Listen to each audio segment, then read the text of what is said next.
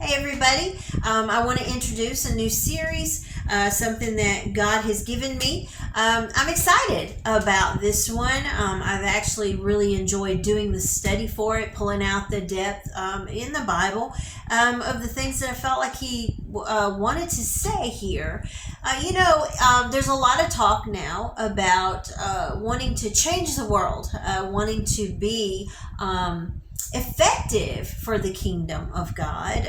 We as believers in Jesus, as followers of Jesus, we're not going to be true followers if we're not trying to change first, of course, ourselves. That's the bigger war. And sometimes it looks the other way because very often, we think the bigger war is trying to change the world outside of us. But really, the bigger war is what's here. So if we want to be followers, if we want to be, changing this world, at least the things that we can. Of course, we know there are some things that are in prophecy. We cannot change those things. The only thing that we can do about those things is to be just to endure, to be full of courage and to stand strong, to be witnesses during those times and those things. But if we wanted to look at the Bible today and find out, how was Jesus Christ the greatest effective leader of all time? We talk a lot about leaders, and there have been many throughout time. But if we want to talk about the greatest effective leader, of course, we know that is Jesus Christ. And we would look at the Bible you'll say, well, how did he do it? So what he showed me is, at first, that he said, use this model, and that being Jesus Christ. We should never be following anyone else. Of course, there are many people who carry his attributes, his character, his integrity, follow his teachings, but we have to still line everything up with the Bible, especially those words in red there in the New Testament, to make sure that we're truly following Jesus Christ and not just a personality or some charisma of a person other than Jesus Christ. So with that being said, so what he showed me is, how did he do it? He did it with his eyes. It's kind of a play on words. Of course, we think eyes, but that's not what he showed me. He simply showed me the letter I, and he did it with his eyes, with a bunch of words that start with I. And so today we're going to go into the first one. And before we really dig into it, I want to say this. If we were going to look at the world today, and none of us would argue that the world is different than the way that it used to be. The first I that Jesus used was invitation. He invited people to follow him. He invited people to come into his life, to get to know him, to be his friend. And so if we were going to look at invitation in a world now, we would almost find that a barren word. And what I mean by that is, we used to lay out a welcome mat. But now, if you think about our homes, there are camera systems and alarm systems, and we live in a different world. We live in a rough world. We live in a world full of crime. And so we're not as apt to invite other people into our life. And so we have literally moved from welcome to warning, and Jesus said it would happen that way. He tells us about these end times that we're in now, and these, horrible, horrific things that we're seeing going on. Certainly he would not expect us or want us to even put ourselves in a danger without being wise about that. But, as we've moved from welcome to warning in the physical sense, the example that I used, we've also done it in our personal lives. We've become a people who are more closed off. We have, a box around us. And very often I tell Barry when I shop in a certain small town in Alabama, and it's kind of rough there. And, I've seen a lot of things there. And so on Friday when I'm doing that shopping, and he'll say, don't let anything happen to you today. And I'll say, I'll put my mean face on.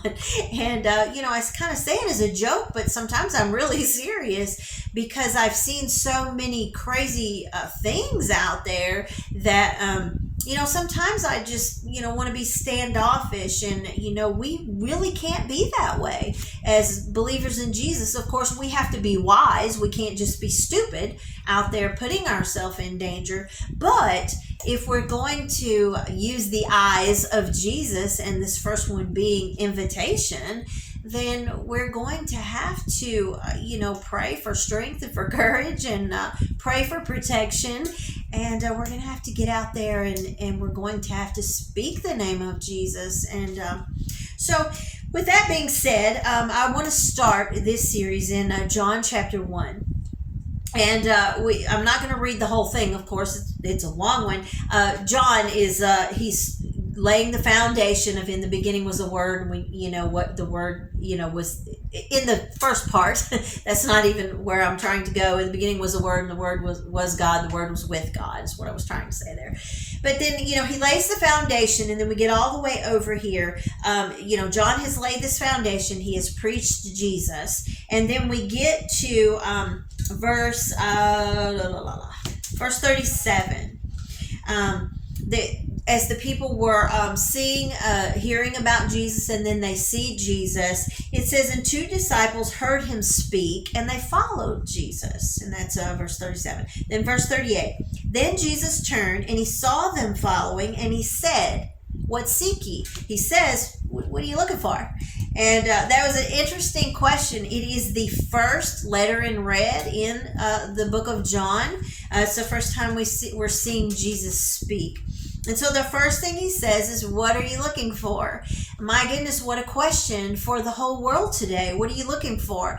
Everybody is looking for something. Some people are looking for comfort. Some people are looking for salvation. Some people are looking for deliverance from, bondages and from sin and from heartache. People are looking for peace. They're looking for healing. So everybody in the world now is looking for something. So this is a very good question that Jesus started with when he says, what are you looking for? And we had to know that he already knew what they were looking for. It wasn't like he didn't know the answer to the question, but very often we don't. We don't know the answer to the question. Sometimes we don't know what people need. We don't know what they're looking for, but we can clearly look at the world now and know the whole world is searching, seeking something. And so Jesus says, what are you looking for? And they said unto him, Rabbi, which being interpreted is Master, where do you live? And of all the things, well, where do you live? Where do you dwell? And so verse 39, Jesus said, come and see. And I just want to pause right there. There's the first invitation. He says, come and see. Well, come on, come with me. So we see this, this question, what are you looking for? They say, well, where do you live? Where do you stay? And Jesus says, well, come on, come home with me today. So we see that invitation. And, here's the thing, there may be invitations in the world today for a lot of different things. But, people were not going to follow someone who's not putting it out there that they really mean the invitation. So they had to have known, because watch what happens. He says, come and see. They came. There it is right there. Boom. Something about him let them know that they were welcome, that he was welcoming. His invitation was welcoming. So they came and they saw where he dwelt, saw where he lived, and they stayed with him that day, for it was about the 10th hour. And then one of the 2 which heard John speak and followed him was Andrew. So Andrew was one of those people. He was Simon Peter's brother. So Andrew is there. They ask the question, where do you live? Jesus says, come and see. They go spend the day with him, and one of the people is Andrew. And I love this, verse 41. Now, let me back up. It never tells us what happened. All we know is that they ask a question, where do you live? He says, come and see. They go immediately. They go spend the day with him. We find out who one of them is. And then we see another eye of Jesus. First, we have the invitation, and then we have the impact.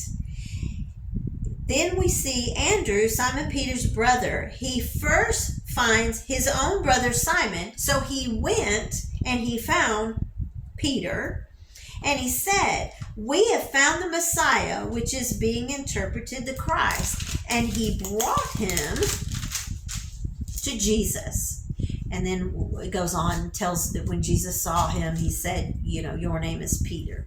So I want to pause right there for just a moment. And let's look at these two words. Let's look at the invitation, the invite, and let's look at the impact. So again, we don't have any idea what happened. We don't know what the conversation was. We don't know if they ate. We don't know anything. All we know is Jesus laid out the invitation. He says, come and see. And that there was something about his invitation that drew them. Number one, they knew they could trust him. Today, I would be very leery if somebody said, come over to my house. I'd be like, oh, no.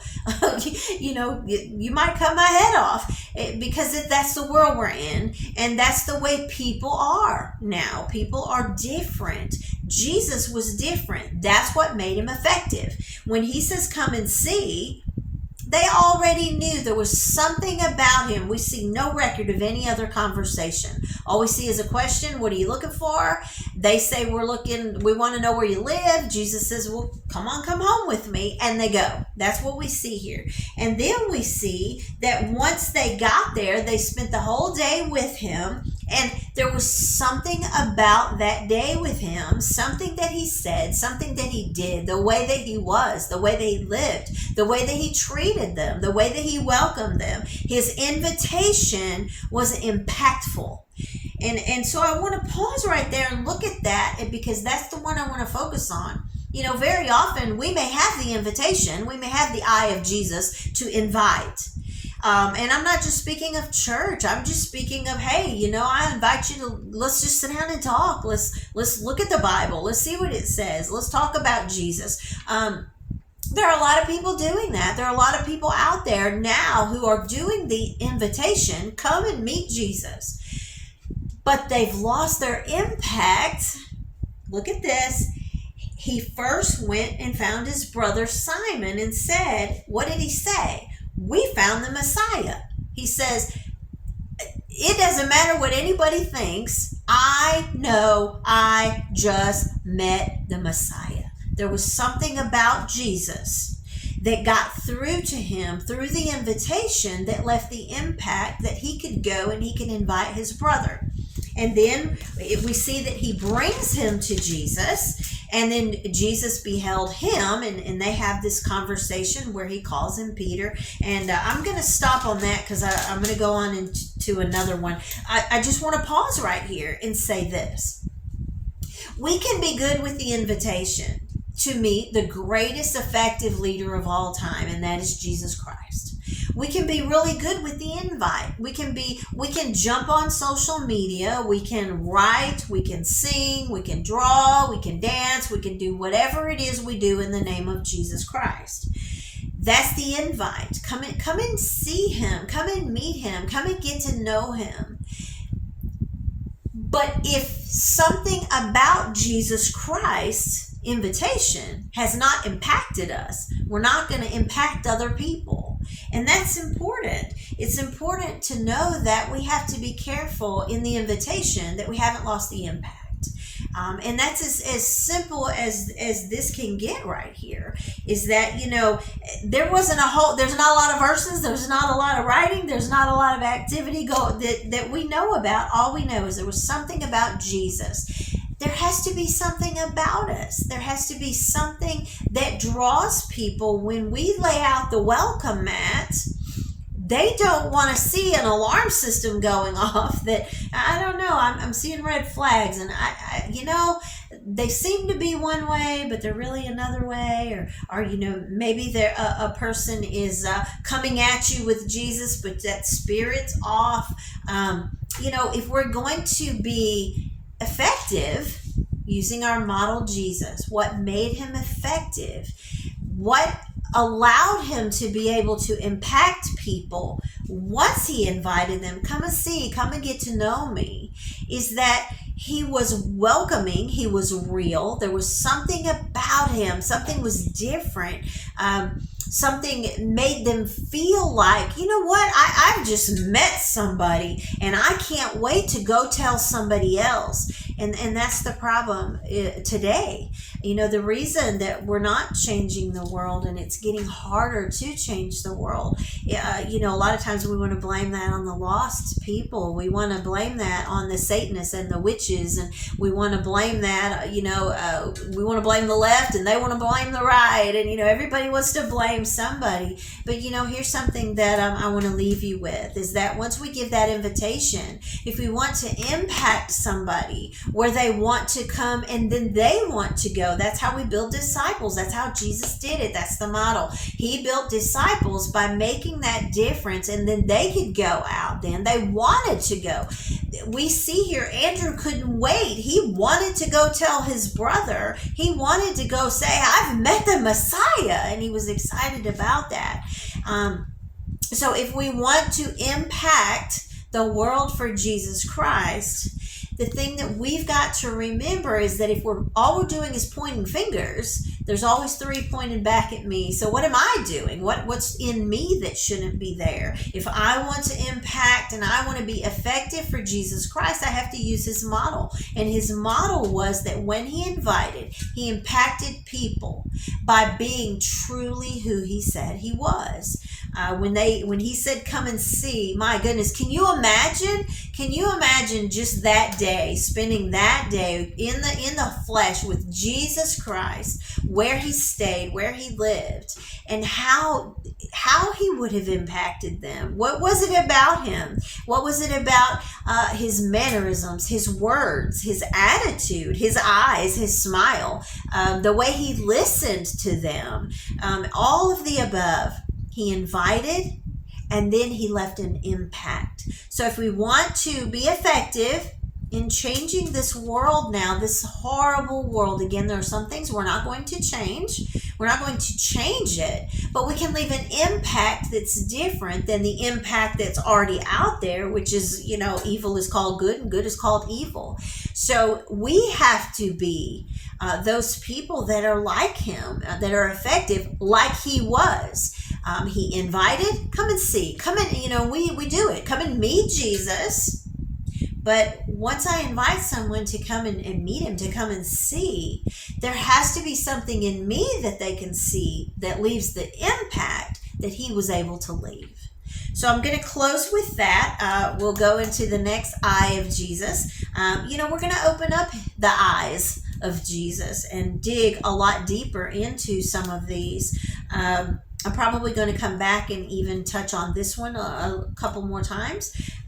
But I'm going to leave you with that for now. How was he the greatest effective leader of all time? How did Jesus Christ take 12 men and turn the world upside down? First he invited, and then he impacted.